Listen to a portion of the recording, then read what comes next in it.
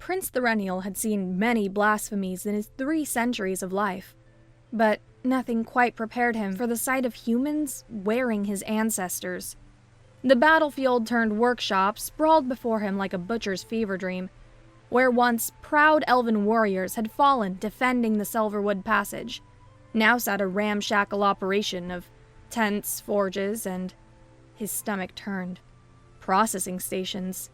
Humans scurried between the workstations, hauling cartloads of what could only be elven remains. "Sweet singing stars," Thrennial whispered, his hand moving to his blade. "They're harvesting us." The nearest human, a girl who couldn't have seen more than 16 summers, looked up from her work. She wore armor unlike anything in the royal archives. Sleek white plates that seemed to flow like water frozen mid-pour. Joints articulated with copper wire and leather. The armor gleamed with an inner light that Thrennial recognized with dawning horror. Marrowlight. The sacred glow of elven bone. "Aye!" the girl called out, hefting a warhammer that should have been too heavy for her frame. "We've got a live one!" Thrennial drew his blade in one fluid motion, the steel singing its fury. "Defilers! Grave robbers! You dare!" The girl moved. Not with the clumsy enthusiasm of human soldiers he'd faced before, but with a speed that made his eyes water. The bone armor seemed to anticipate her movements, plate sliding and locking with mechanical precision. Her hammer caught his blade mid-swing, and the impact sent him skidding back through the mud. "Name's Kit," she said conversationally, twirling the hammer like it weighed nothing. "And technically, we're recyclers, not grave robbers." Thrennial snarled and launched himself forward, calling upon centuries of training. His blade danced through forms that had been perfected when humans still thought fire was magic. Kit met him strike for strike, her armor compensating for her lack of experience with raw, enhanced power. "This is impossible," he panted between strikes. "That armor's an abomination." "This armor," Kit grunted, catching his blade between 2 gauntleted hands, "is the only reason there's anyone left to be offended." She twisted, and his ancestral sword snapped like a dry twig. The fight ended with Thrennial face down in the mud, Kit's boot on his back, and the disturbing realization that he'd been beaten by a child wearing his great-uncle's ribcage. "Right then," Kit said cheerfully. "Let's get you sorted. Jasper, we need the fancy restraints." The Bone Rights, as Thrennial learned they called themselves, were not what he'd expected. Their camp wasn't a den of necromantic horror, but a desperate refugee settlement. Children played between the tents while their parents worked the forges. The sick and wounded lay in clean medical tents, tended by healers who mixed elven bone powder into their poultices with practiced efficiency. Near the medical tent, he watched a healer mix the gleaming powder into a salve and apply it to a crying child's burns. The screaming stopped. The child's mother wept with relief. Thrennial felt his disgust war with a strange, unwelcome flicker of rightness.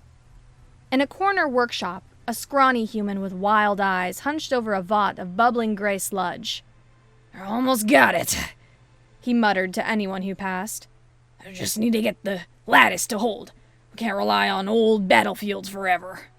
27 dead in the last Titan attack, explained Hollis, the group's leader, a weathered woman with burn scars covering half her face, and a prosthetic leg made from what looked suspiciously like elven femur. "Would have been the whole settlement if Kit hadn't held the bridge in her new armor."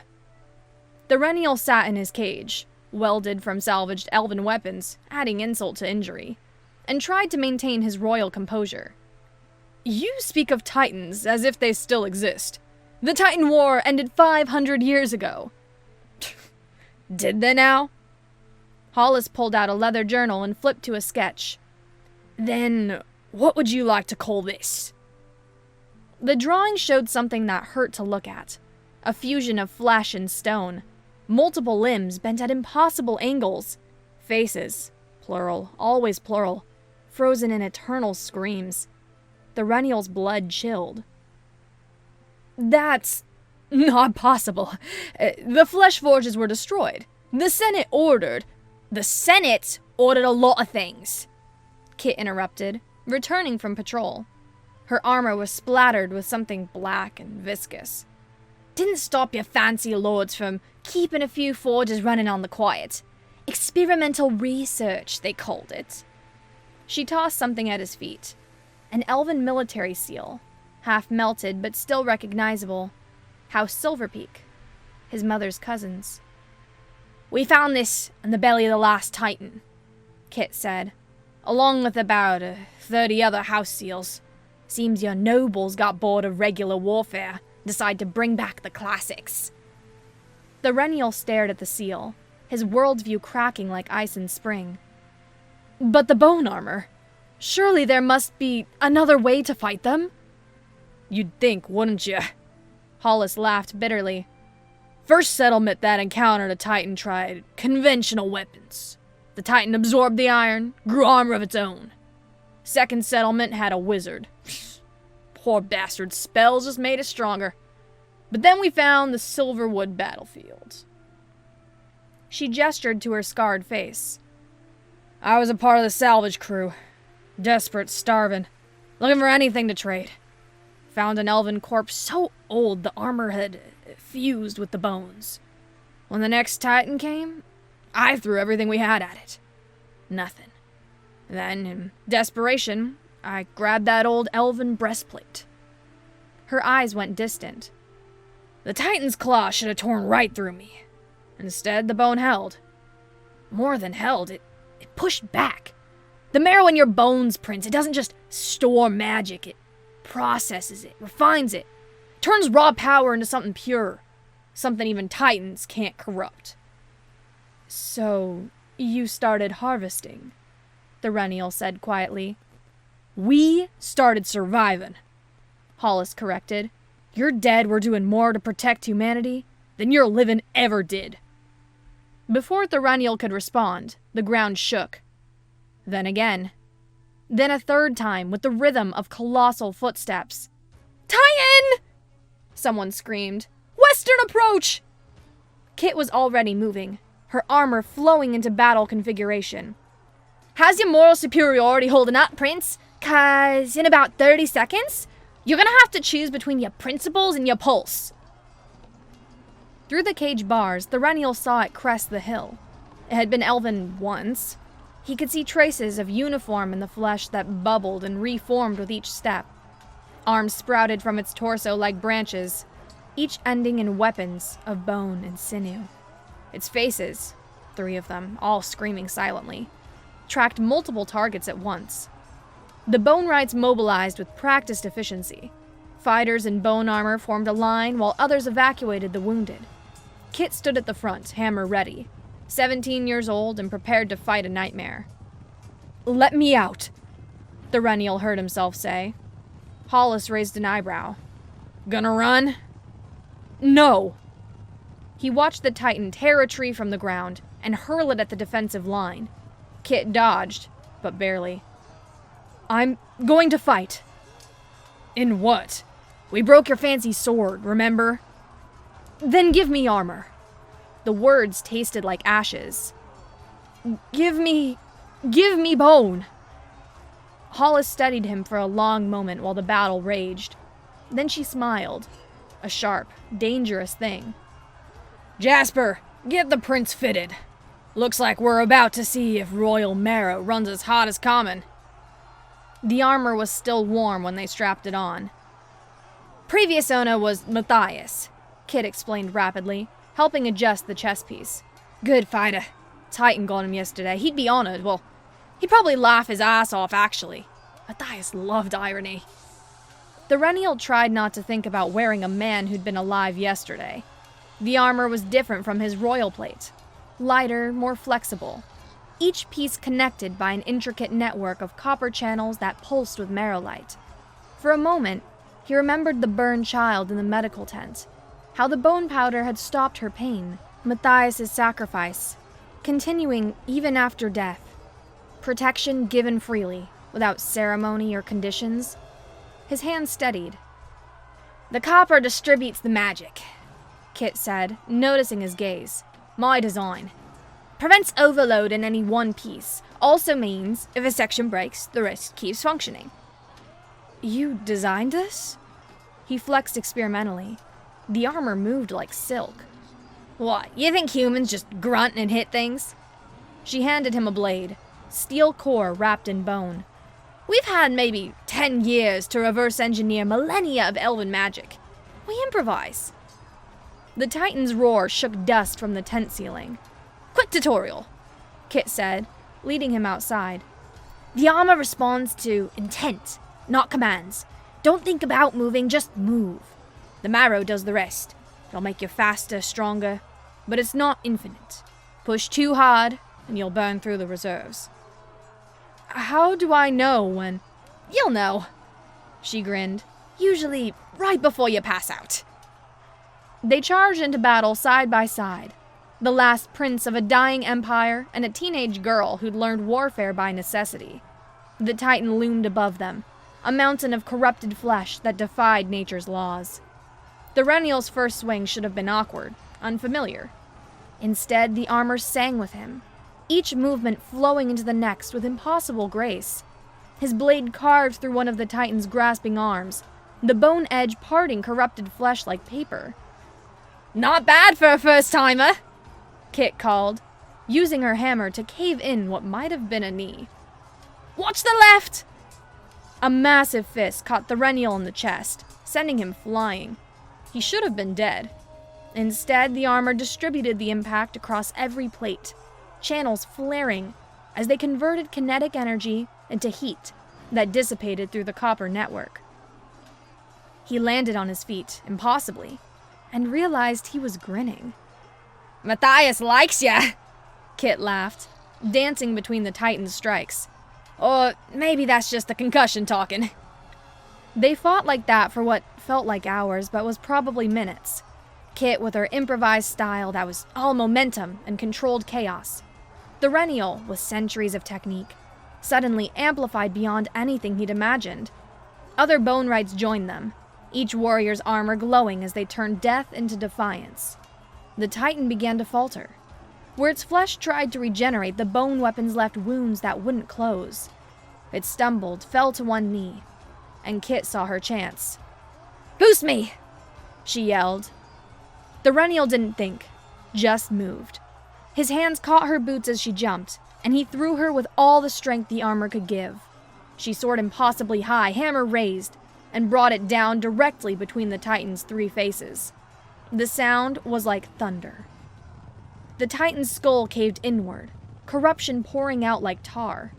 It swayed, moaned with voices that weren't quite human anymore, and finally collapsed. In the sudden silence, the Rennial could hear his own breathing, harsh inside the helmet. Around him, the bone rights were already moving, checking wounded, salvaging what they could from the Titan's corpse, preparing for the next attack. "So," Kit said, pulling off her helmet to reveal a face streaked with soot and split by a mad grin. "Still think we're grave robbers?" The Rennial removed his own helmet, feeling the cool air on his sweat-soaked face. "I think," he said slowly, "that I've been asking the wrong questions." "Ah, and what's the right question?" He looked at the fallen Titan, at the camp full of humans who'd survived the impossible, at the girl who'd beaten him with the bones of his ancestors and then trusted him enough to fight beside her. "The right question," he said, "is how do we stop more of these things from being made?" Kit's grin widened. "Nah, you're talking sense. Come on, Prince. Hollis is gonna want to hear this. And someone's gonna need to explain to you why the pale furnace is still burning." As they walked back to camp, the Rennial tried to reconcile what he'd just experienced with everything he'd been taught. The armor should have felt like a violation, a desecration of the sacred. Instead, it had felt like coming home. Maybe that was the real blasphemy. Not that humans had found a way to use elven bones, but that his own people had forgotten what they were for. Protection. Not just of the elite, but of anyone who needed it, even if they were human. "Again!" Kit commanded, and Thorunniel found himself flat on his back for the 10th time that morning. The training yard, a cleared space between tents marked by rope and salvaged shields, had become his second home over the past week. Every morning, Kit put him through paces that would have shamed the Royal Guard's training masters. Not because they were complex, but because they were devastatingly practical. "You're still thinking like you're wearing ceremony armor," she said, offering a hand up. "All that flourishing might look pretty in a throne room, but out here, that's just extra seconds for something to eat your face." Thorunniel accepted the help, his bone armor clicking as he stood. Matthias's armor had been adjusted to fit him properly now, the copper channels rerouted by a mad genius of a tinker named Felix, who treated Marrowlight like a plumbing problem. 3 centuries of muscle memory doesn't just vanish, Thorunniel protested. "Sure it does. Watch." Kit reset her stance now, low, centered, hammer held like an extension of her arms. "Your royal fighting assumes you'll always have the advantage. Higher ground, better equipment, time to prepare. We assume everything's already gone to shit, and we're playing catch-up." She moved, and this time Thorunniel saw it coming. He dropped the ceremonial guard, let the armor guide him into a street fighter's crouch, and met her charge with his shoulder. The impact rang through the camp, and Kit actually stumbled. "Better!" She beamed like he'd given her a gift. "See? You're not fighting the armor anymore." "It felt like I was wrestling a bear." "Flatterer. Come on. Hollis wants to show you something depressing." They found the Boneright leader in what she generously called the archive, a leather tent filled with salvaged books, stolen military documents, and the accumulated knowledge of desperate people trying to understand weapons they'd never been meant to wield. Our pet prince." Hollis didn't look up from the map she was studying. "How's the existential crisis?" "Manageable," Thorunniel replied, "though I could do with fewer jokes about being house-trained." "You pissed on our hospitality when you showed up swinging. What did you expect?" She finally looked at him, and her expression was grim. "We've confirmed it. The Pale Furnace isn't just active. It's expanding operations." She spread out reconnaissance sketches on the table. Thorunniel's blood chilled as he recognized the location. The Moonwell Valley, sacred site of his people, now corrupted into something obscene. The sketches showed new construction, smokestacks belching black fog, and figures that might have been soldiers or might have been something worse. "My scouts report they're not just making titans anymore," Hollis continued. "They're making something new, smaller, faster, and they're using live subjects." "Volunteers from the border villages have been disappearing," Kit added quietly. "Whole families. Gone overnight. The locals think it's raiders." "It's not." Thorunniel traced the defensive positions on the map, his mind calculating angles of attack despite his horror. "This is Commander Lord Valeth's work. I recognize the control patterns." "Friend of yours?" "My teacher.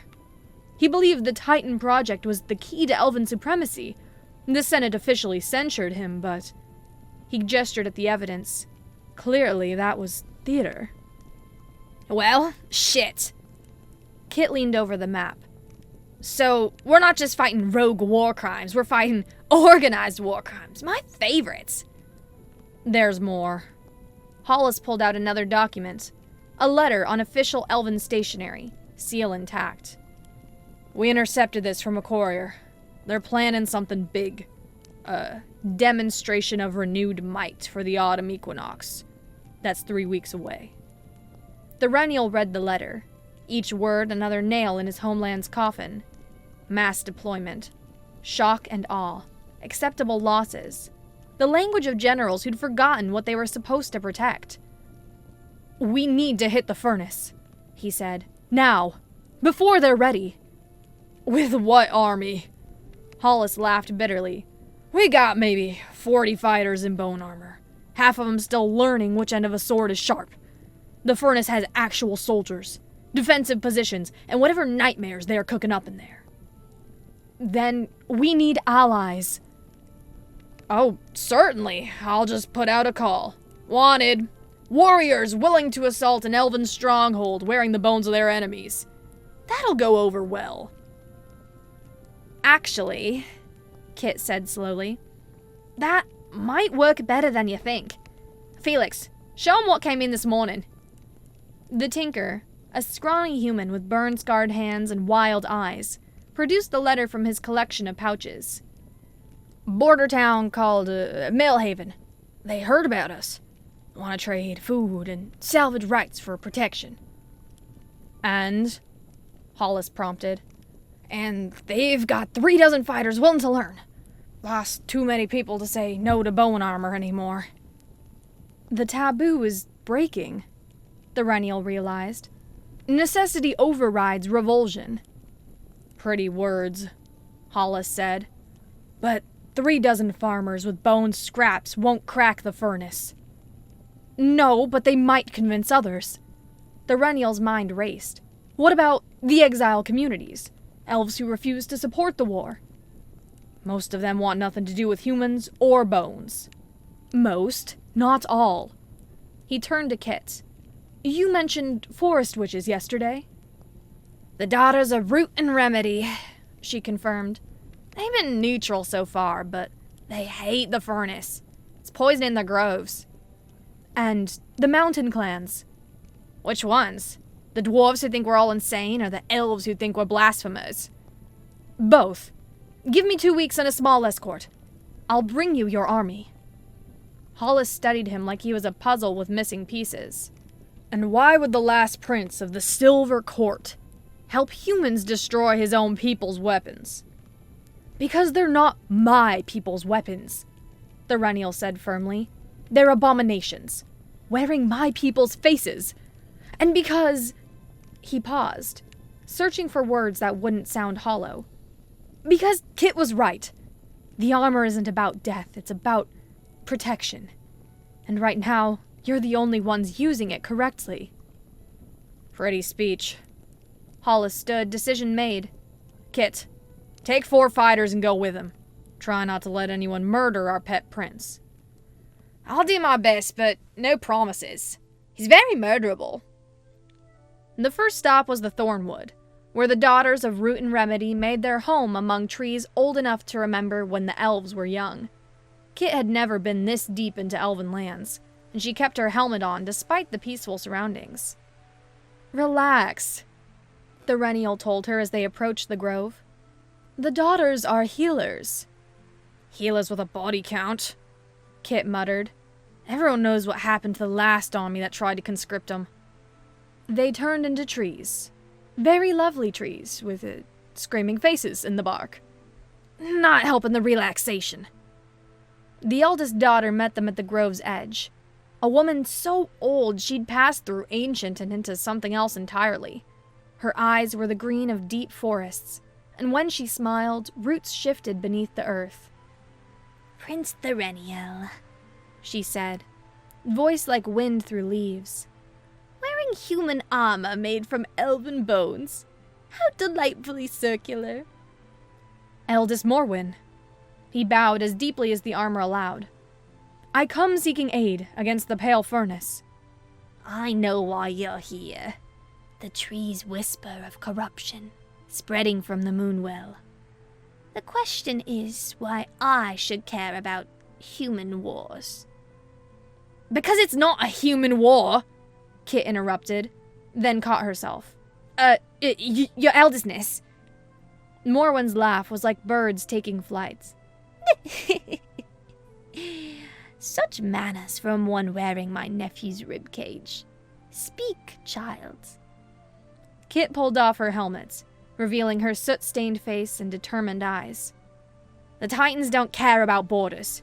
Neither does the poison from the furnace. You can stay neutral, but neutral ground's shrinking fast. And you propose we join your bone-wearing rebels? I propose you join the people trying to stop more kids from becoming orphans. Kit's voice hardened. Human, elven, whatever. Dead is dead. The eldest studied her for a long moment. Then she looked at Thrennial. You vouch for these humans? With my life. How generous, considering they already own it. She gestured, and other daughters emerged from the trees. Women of various ages, all carrying the indefinable weight of power. We will not wear bone armor, but we will fight. Our magic can contain corruption, prevent regeneration. You'll need that at the furnace. Thank you, Thrennial began, but she raised a hand. Don't thank me yet. The price for our aid is truth. Full disclosure about what the furnace is creating. No royal secrets, no noble lies.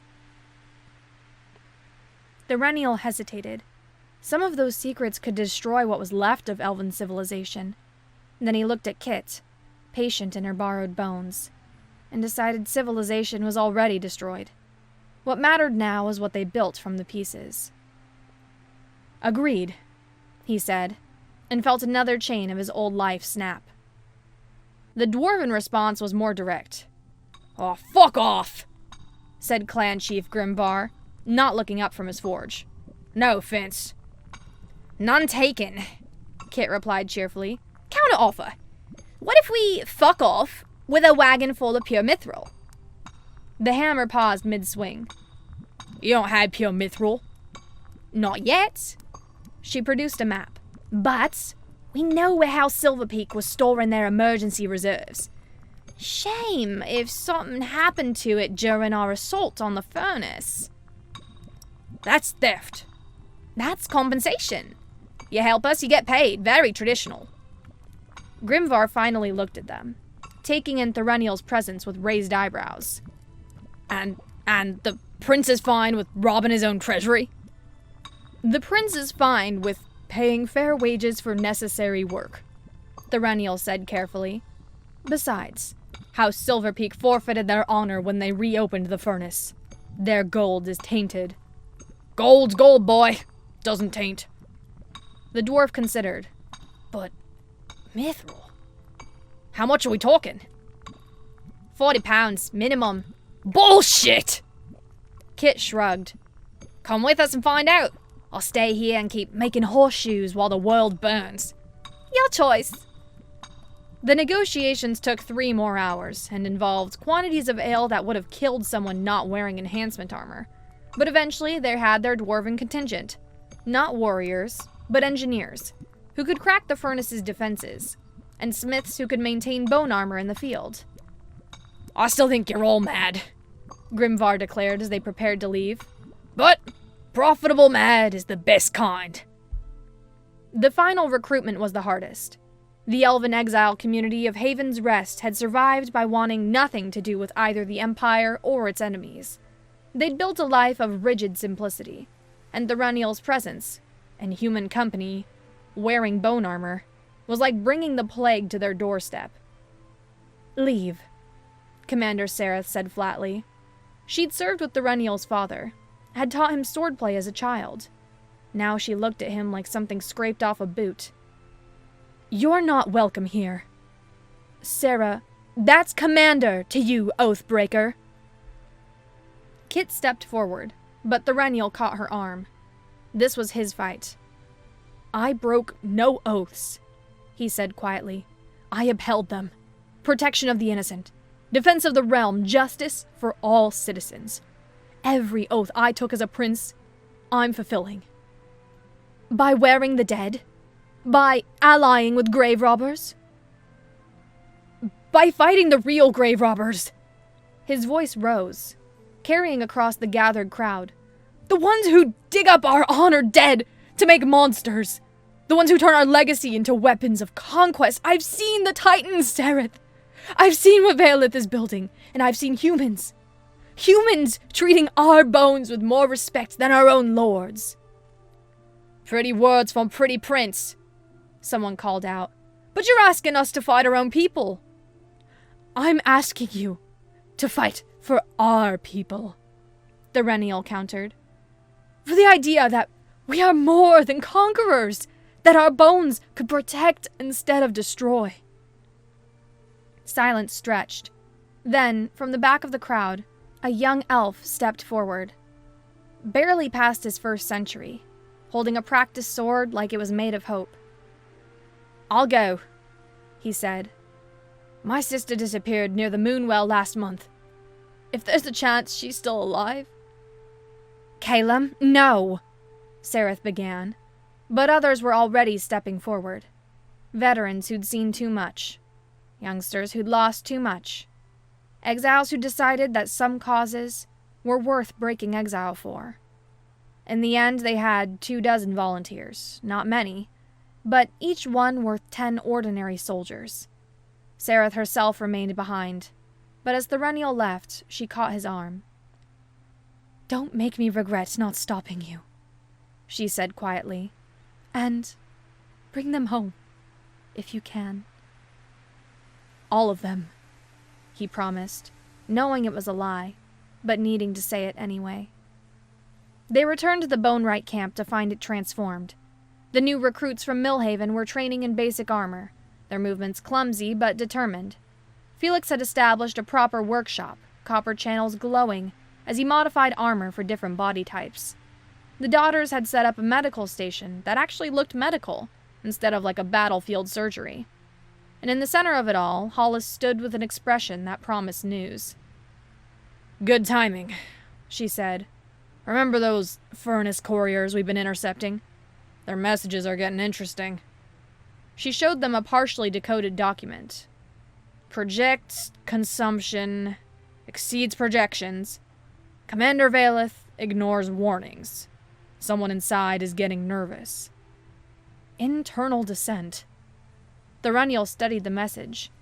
Valeth always did inspire more fear than loyalty. Which brings us to our visitor, Hollis continued, gesturing to a tent.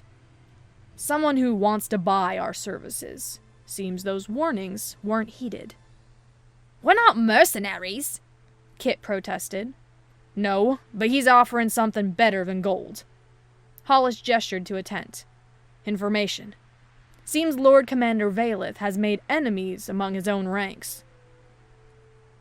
Inside the tent sat an elf in traveling clothes, face hidden by a deep hood. When he looked up, the Renial's breath caught. Hello, cousin, said Lysander Silverpeak, and his smile was sharp as winter. I hear you're in the market for furnace secrets. What would you say to complete architectural plans and patrol schedules? I'd say you're planning betrayal, the Renial replied carefully. Betrayal? Lysander laughed.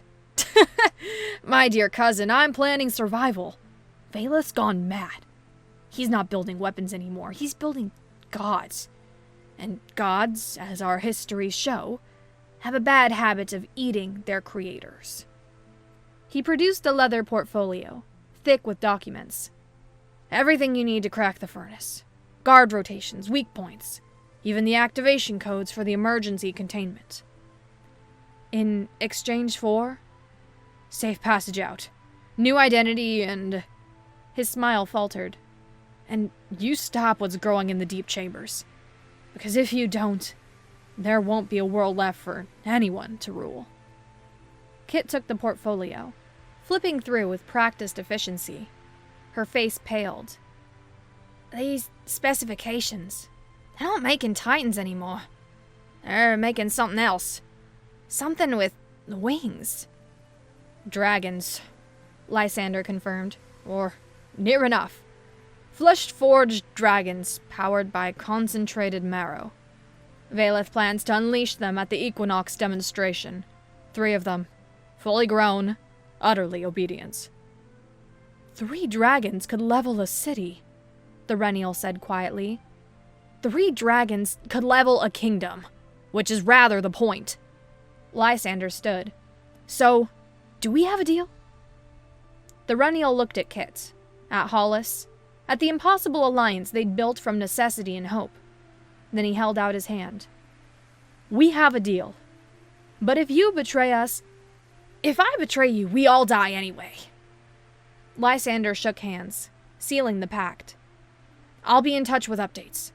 Try not to die before the equinox. It'd be terribly inconvenient." After he left, they spread out the plans, and the weight of what they faced settled over them like a shroud. The furnace wasn't just a fortress. It was a factory of nightmares, defended by soldiers who'd willingly fuse themselves with their armor, becoming more weapon than person. "Well," Kit said eventually, "at least it's not boring." "I'm beginning to miss boring," Thrennial admitted. "Too late for that now, Prince." Hollis rolled up the plans. "You wanted an army? You got one. Farmers and exiles and mad witches and greedy dwarves. Time to see if it's enough." "It's not," Thrennial said bluntly. "But it's what we have. And humans, I've learned, have a talent for making not enough work anyway." Kit grinned. "Now you're getting it. Come on, we got 2 weeks to turn this mess into something that can crack the pale furnace. Better get started." As they left to begin preparations, Thrennial touched the bone armor he wore. Matthias's gift. Humanity's innovation. The future built from the past. Somewhere, beneath the Moonwell, dragons were being born from flesh and sorrow. But here, in this camp of desperate hope, something else was being forged. An alliance that shouldn't exist. A weapon made from trust instead of bone. Maybe, just maybe, it would be enough. The pale furnace squatted in the Moonwell Valley like a cancer made of stone and iron. What had once been sacred ground now reeked of sulfur and worse things. The kind of smells that came from rendering flesh into purpose. Kit lay flat on the ridge, watching through a spyglass while Thrennial consulted Lysander's maps one final time. Below them, their impossible army made final preparations. Daughters of Root and Remedy painted ward symbols on bone armor. Dwarven engineers checked their demolition charges. Elven exiles prayed to ancestors who might not be listening anymore. Human bone rights just checked their weapons and tried not to think about the odds. 3 entry points, Thrennial murmured. Main gate's a death trap, but the waste tunnels are full of toxic runoff that'll melt unprotected flesh? Kit finished. And the wall breach near the east tower? Guarded by what Lysander calls flesh sentinels. Ex-soldiers who volunteered to be permanently fused with Titan remains. Fantastic! I love options where all of them are terrible. She lowered the spyglass. How's your crisis of conscience? Last chance to back out. I passed the last chance about 50 moral compromises ago. He managed a wan smile. Besides, someone has to keep you from doing something stupidly heroic. That's rich. Coming from Prince, I'll personally duel my evil mentor to save the world. That's the plan, is it? That's always the plan. Evil mentors love a good duel. Makes them feel important, while I sneak past and blow things up. A whistle from below. 3 short, 1 long. Time to move. They slid down to where Hollis waited with the strike team leaders. The Bone Right commander had traded her usual practical leathers for full armor, a masterwork of human engineering and elven bone that made her look like Death's own general. Lysander's distraction should hit in 10 minutes, she said without preamble. Supply convoy coming from the south. When that garrison moves to intercept, we go. Team 1 takes the waste tunnels. Lucky us, Felix muttered, his engineering crew loaded down with protective gear and explosives. Team 2 hits the wall breach. Draw attention, make noise. Die gloriously if necessary, but preferably not. Team 3, that's you, Kit, goes over the north wall during the chaos. Into the heart of the furnace, Kit confirmed. Find the dragons, stop the dragons, try not to become dragon food. Thrennial goes with Team 2, Hollis continued. You're the best chance of breaking through the sentinels. Actually, Thrennial said quietly, I need to go with Kit. that wasn't the plan. Beolith will be with the dragons. He won't trust anyone else with his master work. His jaw tightened. And there are command phrases. Old military codes from the Titan Wars. If he's using the original frameworks, I might be able to disrupt them. Might, Hollis said flatly. Better than nothing. She stared at him for a long moment, then nodded. Fine. Calum, take field command of Team 2. Try not to die, Prince. We need you for the victory speeches. Assuming there's a victory, someone muttered. There will be, Kit said firmly. 'Cause the alternative is dragonfire death for everyone we care about. And that's terribly motivating. Thunder rolled across the valley. Not from the sky, but from the south. The supply convoy distraction had begun. Through the gathering dusk, they could see the furnace soldiers scrambling to defensive positions. That's our cue, Hollis barked. Teams, move! For the living and the dead. For the living and the dead! The army roared back, and they were running. The waste tunnels were worse than advertised. Felix's team slogged through knee-deep toxic sludge that hissed and bubbled against their protective gear. The bone armor helped. Marrow light seemed to repel the worst of the corruption, but the smell alone was enough to drop a horse. Why? One of his engineers gasped. Is it moving? Don't think about it, Felix advised. Also, don't touch the walls. Or the ceiling. Or each other, actually. Just don't touch anything. They planted charges as they went, following the mapped route toward the furnace's foundation. The plan was simple. Blow the support structures, bring down the containment chambers. Pray the dragons weren't complete enough to survive. Movement ahead, someone hissed. Felix raised a hand, and the team froze. Through the murk, something that might have once been human shambled past.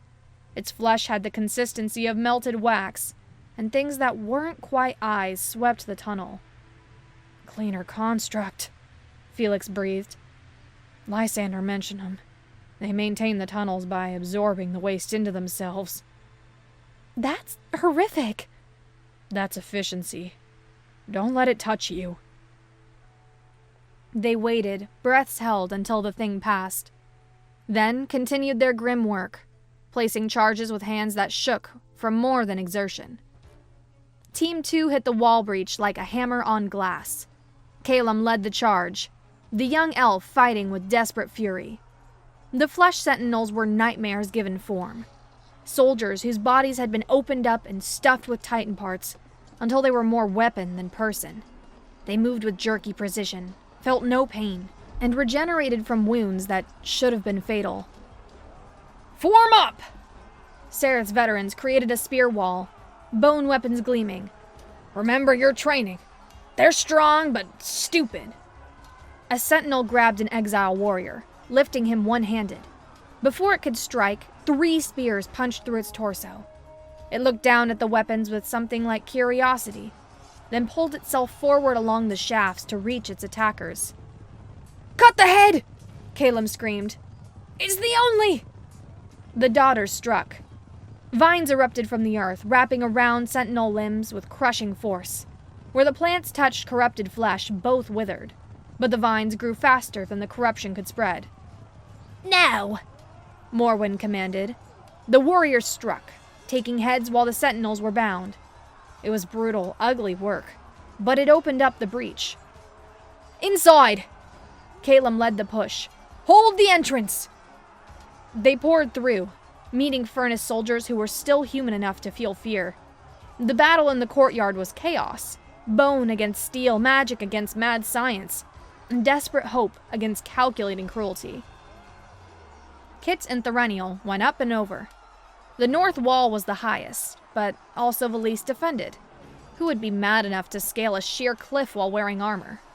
Kit's grappling hooks, designed by Felix and powered by compressed marrowlight, made it almost easy. I'm gonna be sick, Thorenial gasped as they reached the top. Save it for after. Kit hauled him over the parapet. Which way to the dragon chambers? Down. Deep down. He oriented himself. There. That tower has the main lift. They ran across rooftops, keeping low. Below, the furnace was boiling with activity. Soldiers rushed to the breach. Commanders screamed orders, and beneath it all, a vibration that seemed to come from the earth itself. The dragons, Thorenial said. They're waking them up. Then we better move faster. The tower door was locked. Kit solved this by hitting it very hard with her hammer until it wasn't. They descended spiral stairs, past workshops that reeked of alchemy and worse, past barracks where soldiers were still scrambling for weapons. Intruders! Someone yelled.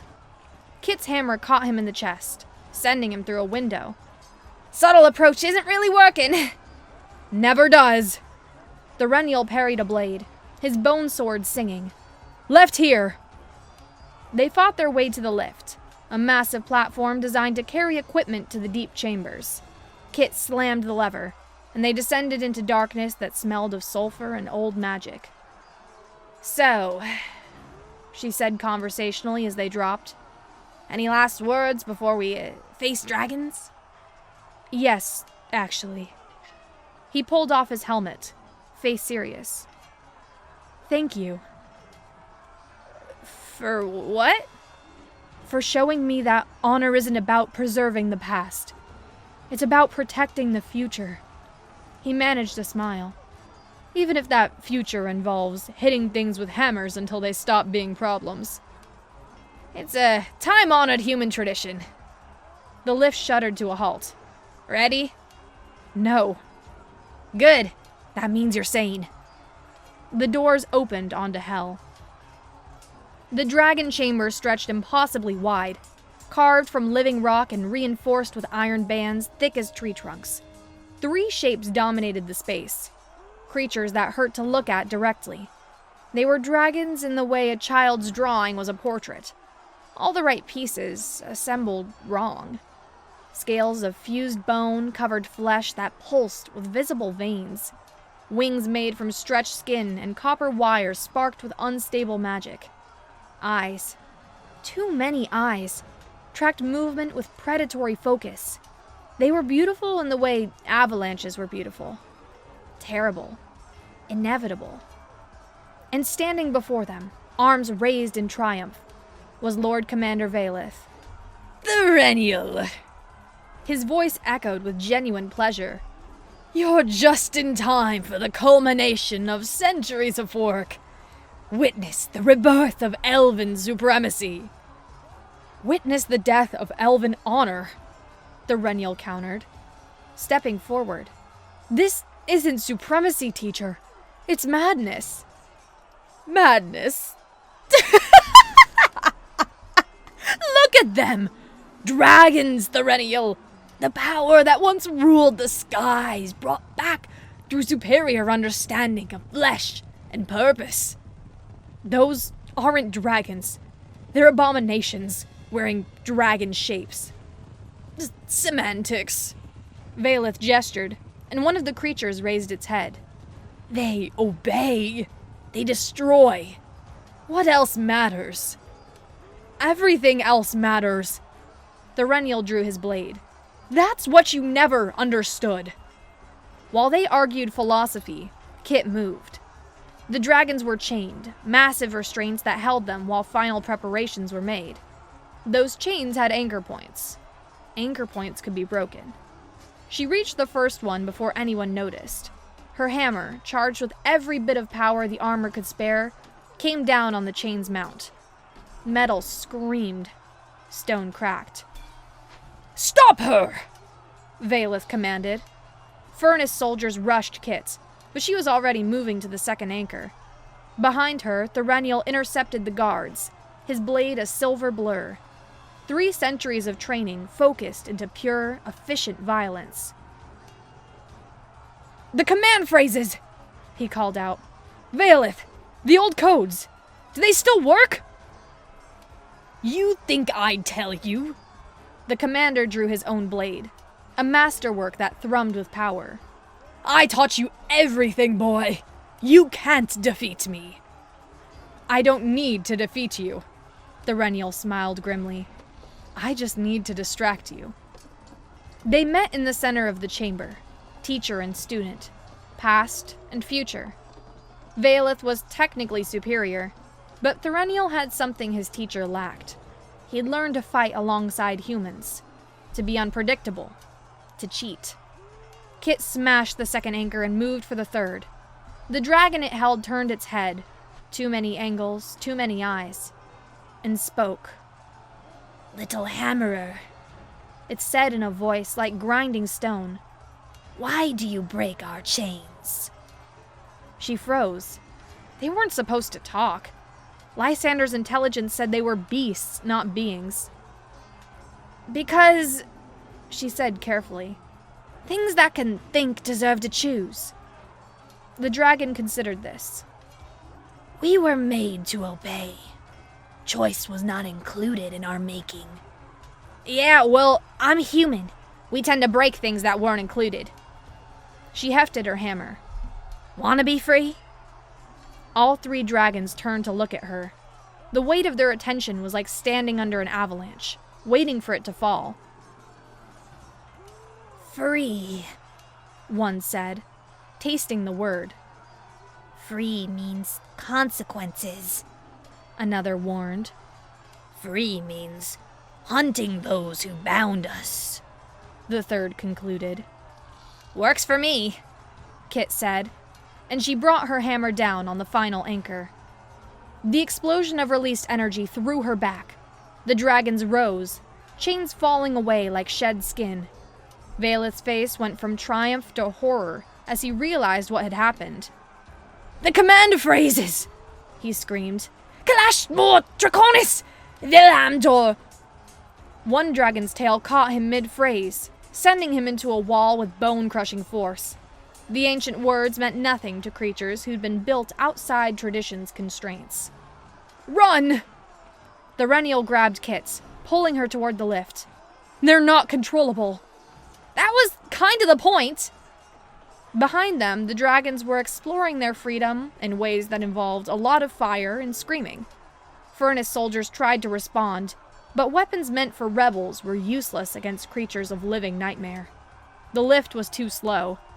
Kit could hear the dragons moving, testing wings that sparked and crackled with unstable magic.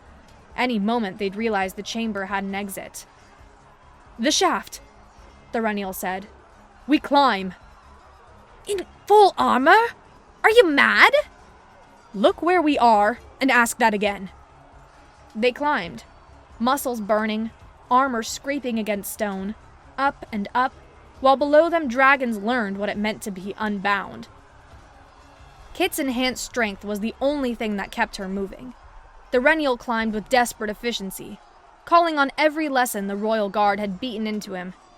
They emerged into chaos. The furnace was burning. Felix's charges had done their work, collapsing whole sections. Bone Rights and allies fought desperate holding actions while civilians fled. And rising from the depths, the dragons came. They were wrong in every way that mattered. Too many limbs, wings that bent reality around them, breath that wasn't quite fire but something worse, raw magic that unmade what it touched. But they flew, and that was terrible enough. Scatter! Hollis's voice cut through the panic. Don't group up! Make 'em work for it! The first dragon, the one that had spoken to Kit, swept low over the battlefield. Its breath washed over a squad of furnace soldiers, and they simply ceased. Not burned, not frozen, just gone, like ink washed from a page. The wards! Morwen commanded. The daughters raised their hands, and green light bloomed. Where dragon breath met forest magic, both energies screamed and neutralized. Barely.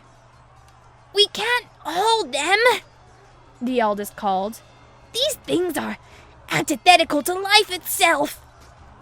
The second dragon landed among the fleeing furnace troops, and Kit realized with sick horror that it was feeding, not on flesh, on the magic in their bones, their weapons, their armor, growing stronger with each consumption.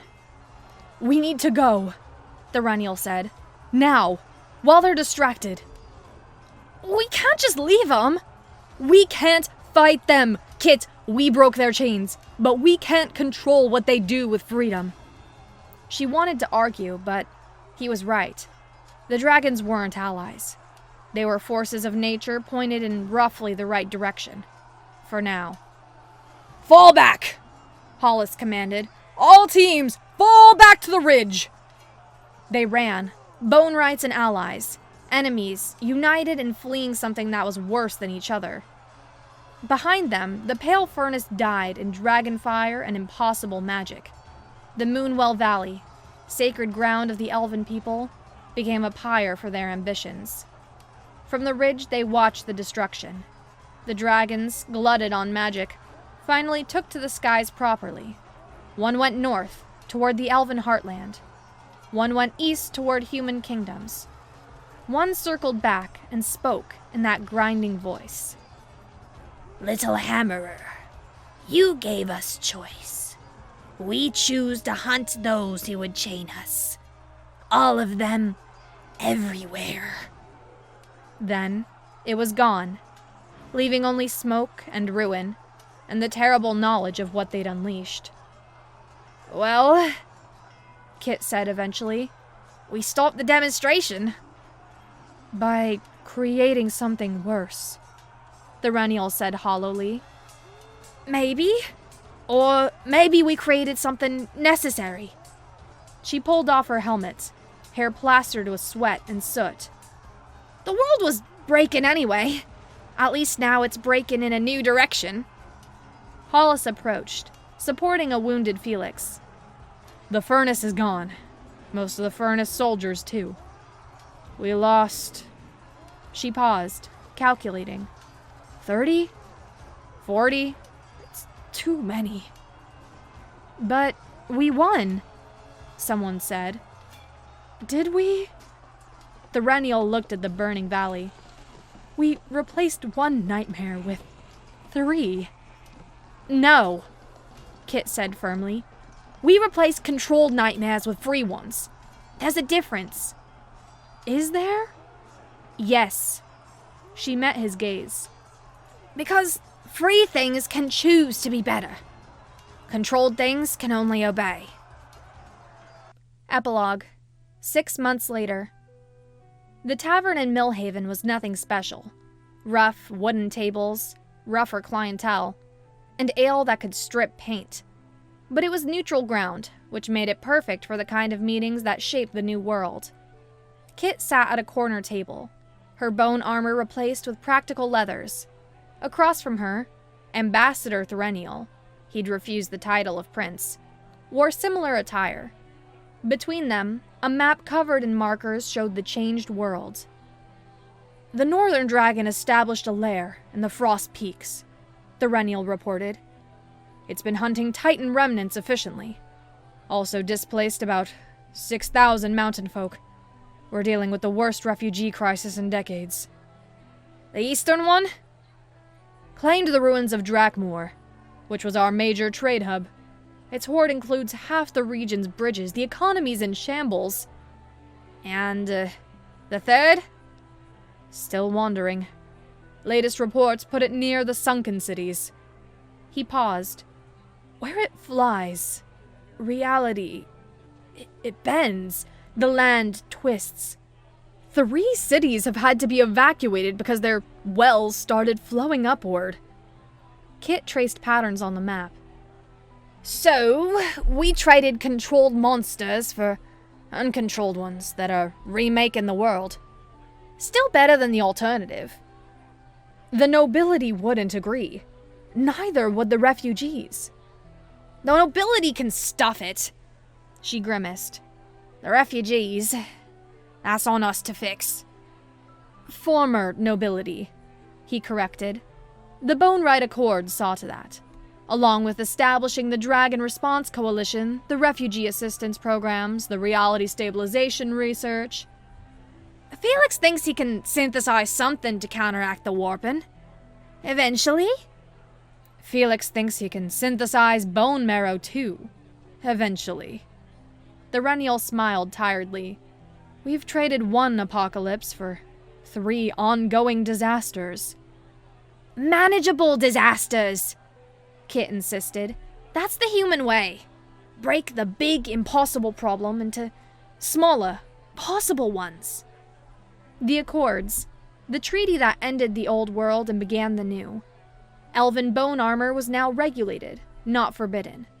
The technology shared freely between peoples. No more furnaces, no more titans, no more trying to chain power that shouldn't be chained.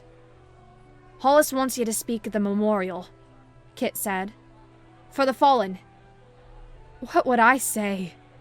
Sorry we unleashed dragons, but at least they're eating the right people. How about we faced the worst of ourselves and chose to be better? She reached across the table, taking his hand. That's what she taught me. Honor isn't about preserving the past. It's about protecting the future, he finished. Even when that future has dragons in it. Especially then! They sat in comfortable silence. 2 warriors who'd learned that sometimes the best victory was the one that left everyone equally uncomfortable. Outside, the world rebuilt itself from bones and broken dreams. Not perfect, not pure, but free to choose its own shape. In the distance, a dragon's cry echoed across the mountains. Not a roar of conquest, but something almost like laughter. The sound of power unchained, making its own way. Kit raised her mug. To the bone rights. To the living and the dead. The Renial clinked his mug against hers. And to the future, whatever shape it takes. They drank, and the world moved on, carried by human ingenuity and elven sacrifice, and the wild hope that freedom, however dangerous, was better than chains. In the end, the dragons were right about one thing. Choice always came with consequences. But then again, that's what made it choice.